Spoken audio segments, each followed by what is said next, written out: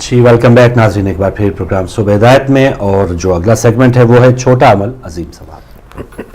जी नाज़रीन, आज आपके सामने एक मैं सूरत क़द्र के बारे में कुछ बताना चाहूँगी। इसमें जनाब रसालत माब सल्लल्लाहु अलैहि वसल्लम ने इरशाद फरमाते हैं कि जो सूरत क़द्र को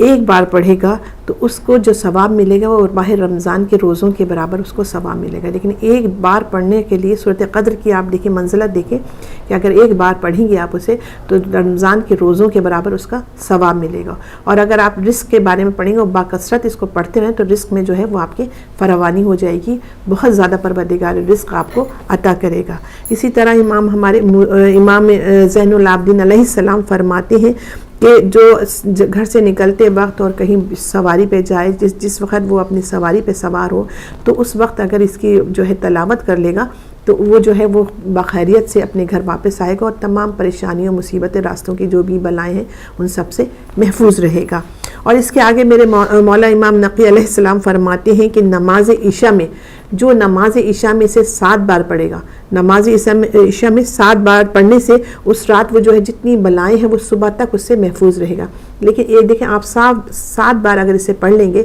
सोने से पहले इशा की नमाज के बाद, तो आप ये देखिए कि आपकी तमाम बलाएं, और हमें नहीं पता होता है कि बलाएं दिन की और रात की परवरदिगार आलम कितनी बलाएं होती हैं, कोई भी नाहगानी आफतें होती हैं जो हम जो सोते में हमारे पास नाजिल हो सकती हैं। लेकिन अगर हम ये पढ़ लें तो देखें पढ़ने से वो तमाम बलाएं पूरी रात आप सुकून से सोएं, वो तमाम बलाओं से जो है आप महफूज रहेंगे। और इसी तरह हमारे इमाम तक़ी अलैहिस्सलाम फरमाते हैं कि जो नमाज असर में जो है अगर आप इसे 10 बार पढ़ लेंगे, नमाज असर की बात कर रही हूँ, उसे 10 बार पढ़ लेंगे तो उसके पढ़ने से जो है आपको जो दुनिया के तमाम जो उस रोज़ दुनिया के जो सवाब, एक दिन में जो दुनिया के तमाम सवाब थे वो परवरदिगार आलम आपके नाम में डाल देगा। मतलब उसके बराबर आपको सवाब मिलेगा जितने दुनिया में लोगों ने सवाब या नेकियां जो अच्छे अमल किए हैं उन जिसका सवाब है वो उसके बराबर मतलब आपको सवाब मिलेगा। कि अगर आप नमाज असर में जो है उसे 10 बार इसे सूरत क़द्र को पढ़ लें, ये इसकी मंजिलत में बता रही हूँ कि सूरत क़द्र की कितनी मंजिलत है। इसी तरह इमाम बाकर अलैहिस्सलाम इरशाद फरमाते हैं कि जो शब जुमा इसको 100 बार पढ़ेगा, शब जुमा 100 बार जो इसको पढ़ेगा, इसकी तलावत करेगा, तो वो जब सो जाएगा तलावत करके तो उसी शब वो जो है बहिश्त में अपनी जगह देखेगा। मतलब इसकी मंजिलत क़द्र मंजिलत देखिए कि अगर आपने सोने से पहले और आपकी ख्वाहिश है, ये तमन्ना है और आपके नेक अमाल और सब कुछ आपके साथ है,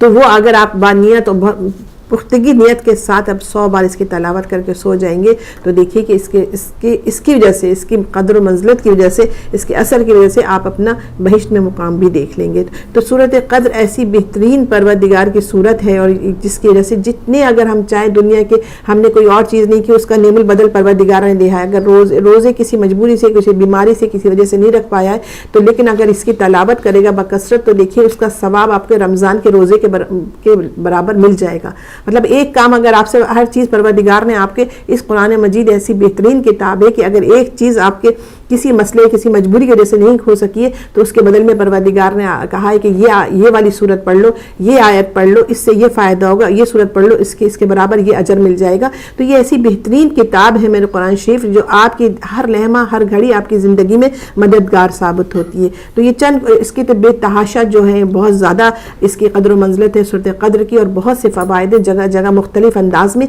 लेकिन इस वक्त मैंने आपके सामने चंद फ़वाइद इसके बताए हैं। जी मेहरबानी सिस्टर। जी नाज़रीन, आते हैं जो इस वक्त सिचुएशन है पाकिस्तान में, और गुज़श्ता 2 दिनों के दरमियान बहुत सी तब्दीली आई हैं। मुज़ाहिरीन अपनी जगह कायम है और हुकूमत जो है वो अपनी जगह कायम है, और बीच में जो इदारे बचते हैं और उसमें एक फ़ौज का इदारा है और दूसरा सुप्रीम कोर्ट का इदारा है। सुप्रीम कोर्ट की तरफ से भी आज चीफ जस्टिस नासिर मुल्क साहब की तरफ से ये बयान आया है कि वो भी बीच बचाव कराने के लिए वो तैयार हैं। दूसरी तरफ फ़ौज का कल कोर कमांडर्स की कॉन्फ्रेंस हुई है और इस वक्त नवाज शरीफ साहब और राहील शरीफ साहब के दरमियान भी मुलाकात हो रही है। तो ये बहुत ही ज़्यादा अब पुरतशद्दुद ये वाक़यात, पहले जो 15-16 दिन से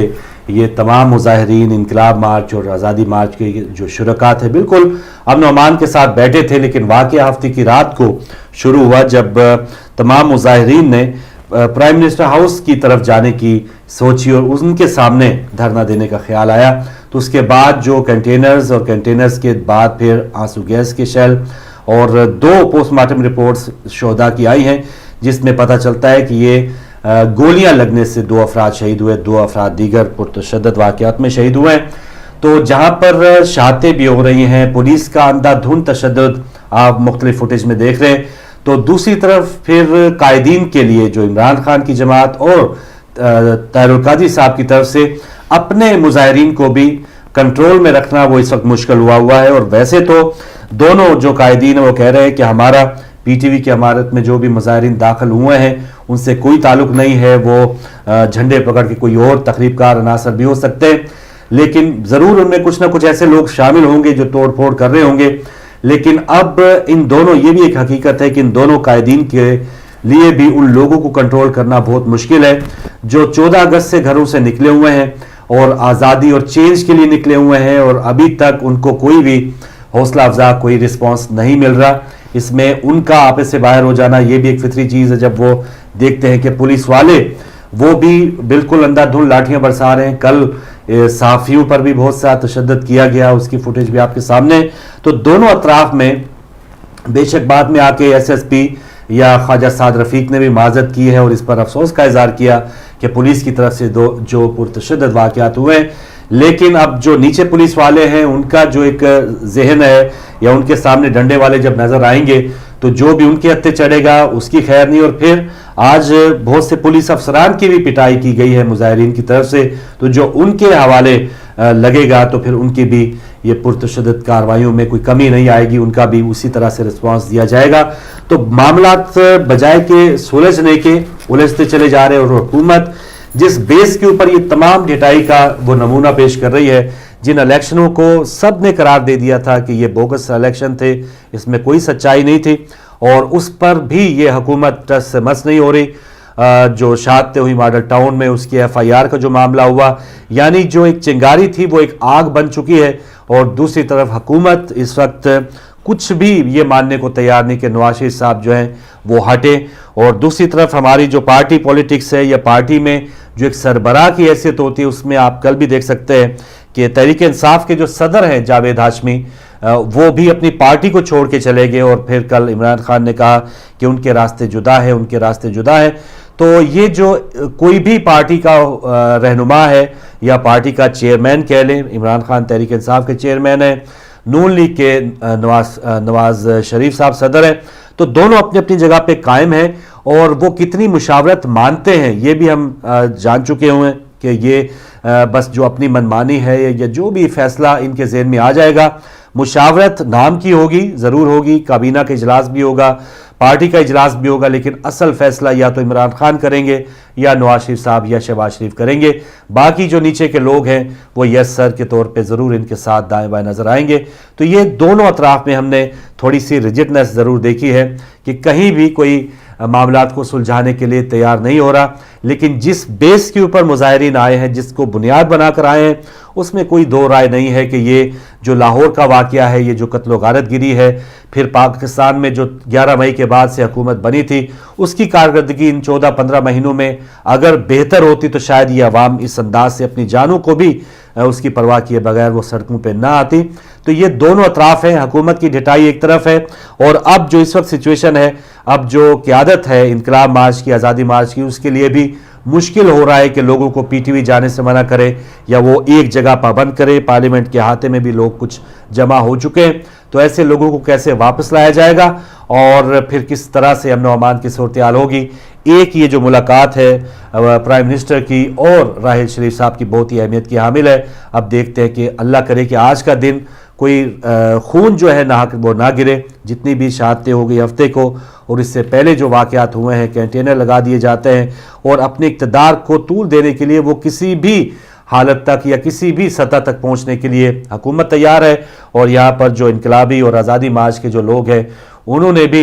ये तहिया किया हुआ कि कुछ ना कुछ यहाँ से लेके जाएंगे, या जैसे कि ताहिरुल कादरी साहब ये जब क़यादत से ये आवाज़ आए कि मैंने भी कफन पहना हुआ है, आप भी कफन पहन लें, कपड़े खुद जाएं, تو اس وقت کیا سچویشن ہوگی. ہم تو اپنے کمرے میں بیٹھ کے یہ کیفیت لانے کی کوشش کر رہے ہیں, لیکن جب بھی کسی جلسے جلوس میں, جب بھی کسی اجتماع میں کوئی آپ کا کوئی بھی ہیرو ہو سکتا ہے, کوئی بھی قائد ہو سکتا ہے, اگر نون لیگ کی طرف سے کوئی آپ کو اشتعال دلانا چاہے, آپ نون لیگ کے ورکر ہیں تو آپ بھی کچھ بھی کر سکتے ہیں. اور دوسری طرف اگر انقلاب مارچ ہے, آزادی مارچ ہے, ایک ذہن بنا کے آپ گھر سے نکلے تھے 14 اگست کو کہ اب پاکستان کو تبدیل ہی کر کے واپس آئیں گے, تو پھر وہ ذہن کس طرح سے چینج کرنا پڑے گا, یا کس طرح سے اس کو تھوڑا سا نیچے, اس سطح کو, اس ڈیمانڈ کو نیچے لانے کے لیے کیا کیا اقدامات, کیا کیا پاپڑ بیلنے پڑیں گے, یہ بھی بہت مشکل کام ہے. اور دوسری طرف پنجاب پولیس جو ہے, یا اس طرح کا جو ایک حیوانہ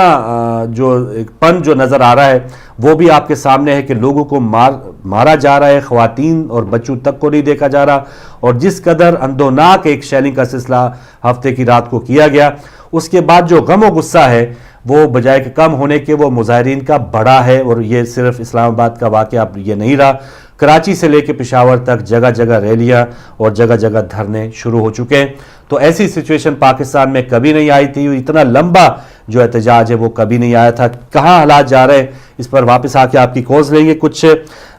ہمارا نمائندہ اسحاق بلتستانی جو ہدایت رپورٹر ہے وہاں سے کچھ ہمیں بھیجتے رہتے ہیں, ایک رپورٹ ہے ان کی, وہ دیکھتے ہیں, اور پھر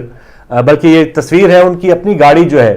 وہ بیٹھے ہیں اور پرتشدد واقعات میں وہ اب پھر ظاہر مظاہرین یہ نہیں دیکھ رہے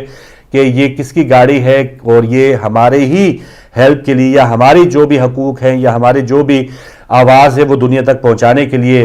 یہ بندہ کام کر رہا ہے. تو انہوں نے ان کی گاڑی کو بھی توڑا ہے, ونڈ سکرین آپ دیکھ رہے ہیں, اور اس سے پہلے ان کی اپنی طبیعت بھی خراب ہوئی. تو بہت ہی مشکل ہو چکا ہے وہاں پر کسی بھی میڈیا چینل کے لیے کام کرنا, اور کسی بھی ظاہر ہے کسی نہ کسی کی وابستگی یا کوئی بھی آپ کو پوائنٹ آف ویو اگر آپ دے رہے ہیں کسی بھی چینل پہ, تو اس میں اس کے حق میں بھی کچھ لوگ ہوں گے اور اس کے مخالفین بھی ہوں گے. اور یہاں پر وہ ٹیمپریچر اتنا ہائی ہو چکا ہے اسلام آباد اور پاکستان میں کہ اب مخالفت ایون فیس بک تک, جو ٹویٹر تک جو ہے وہ مخالفت برداشت نہیں کی جا رہی. گالم گلوچ, دست و گریبان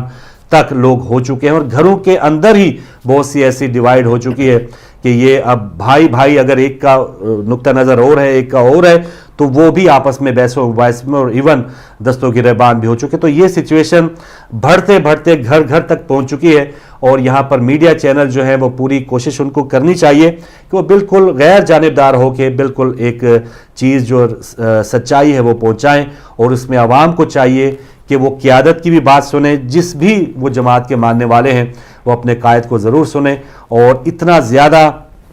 صبر کا مظاہرہ جو کیا گیا, اتنے دن کیا گیا ہے, تو ایک آدھ دن اگر اور صبر کر لیں تاکہ یہ جو حالات ہیں, بجائے کہ جو 14-15 دن کی ان کی قربانی ہے کچھ حاصل کرنے کے, جب یہ پورٹرے کیا جائے گا کہ یہ دہشت گرد ہیں, اس سے ان تمام انقلابیوں کا اور آزادی مارچ والوں کا جو کیس ہے وہ خود کا کمزور ہوگا. اور اس میں ہو سکتا ہے بہت سے حکومتی لوگ ہو سکتا ہے کہ نون لیگی کے لوگ پی ٹی آئی یا پی اے ٹی کے جھنڈے اٹھا کے وہ ایسی عمارتوں میں جائیں, لیکن بدنامی پھر بھی ان کی ہوگی. ان کو روکنا وہ ضرور ان کا اپنا بھی کام ہے, ان کی قیادت کا کام ہے. لیجئے ایک اور فوٹیج دیکھتے ہیں کہ کیا حالات تھے اسلام آباد کے, اور پھر آپ کی کالز کے ساتھ واپس آتے ہیں.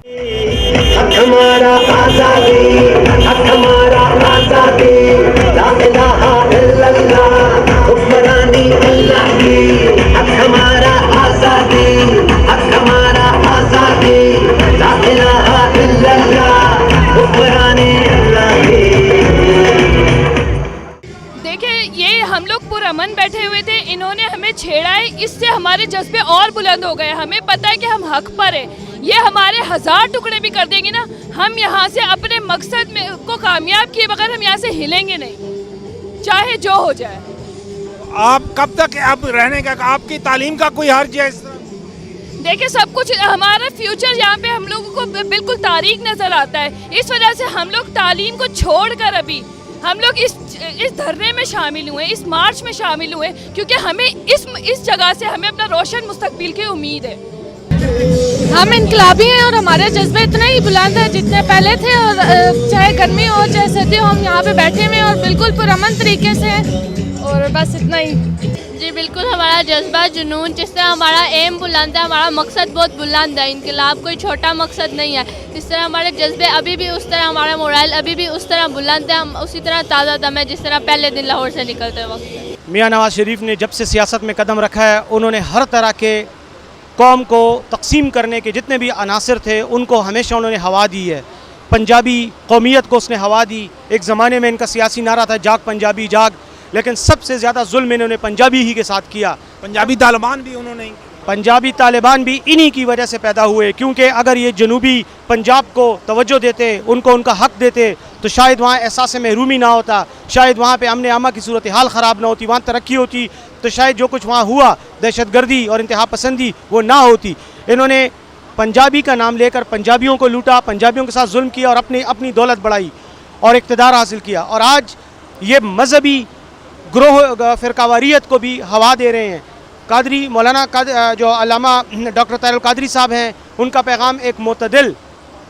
ماڈریٹ اسلام کا ہے. ان کو پوری دنیا میں ایک عالم اور فاضل شخصیت کے طور پہ جانا جاتا ہے. مفکر ہیں, مدبر ہیں, اسلامی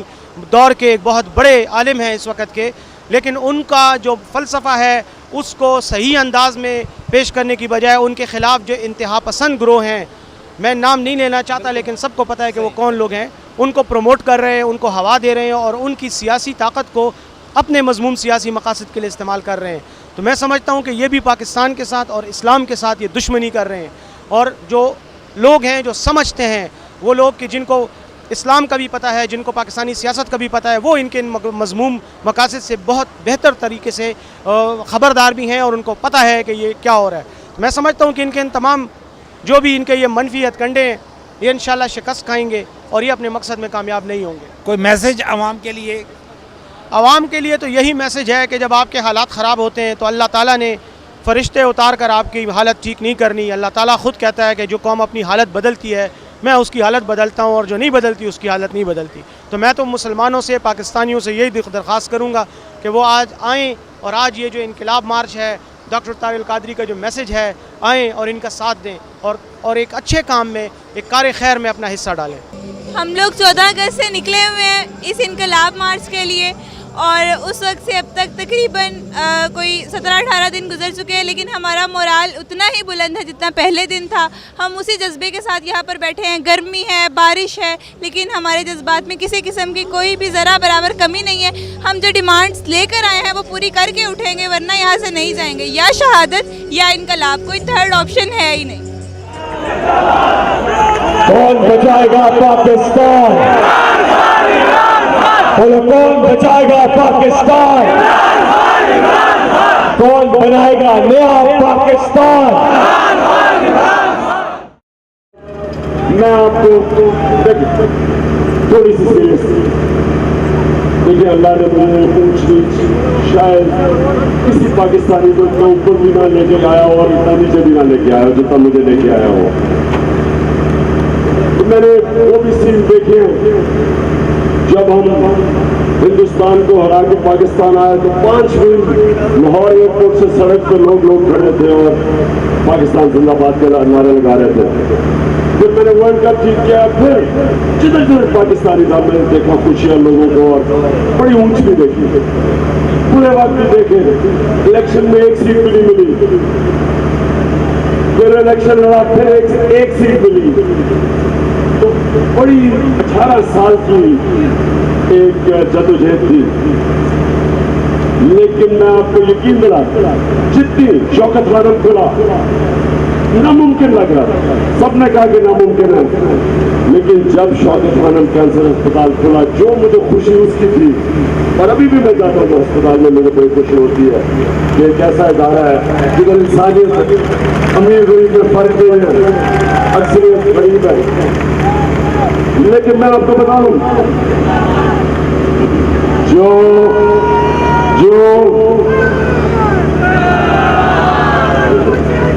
ایک بات کریں بات کریں تو 18 سال کی جدوجہد جو مجھے خوشی اللہ نے دی ہے, خوشی اللہ دیتا ہے, محنت انسان کرتا ہے, اللہ فیصلہ کرتا ہے کہ انسان کو کب خوشی دینی ہے. تو جو ان 18 دنوں میں جو میں मैंने अपने पाकिस्तानियों को जाग के देखा है और पाकिस्तानियों को एक कौम बनते देखा है। जो खुशी मुझे इसकी मिली है, सारी खुशियां एक तरफ और ये 18 दिन की खुशी एक तरफ। हमारा आजादी ला इलाहा इल्लल्लाह हुक्मरानी अल्लाह की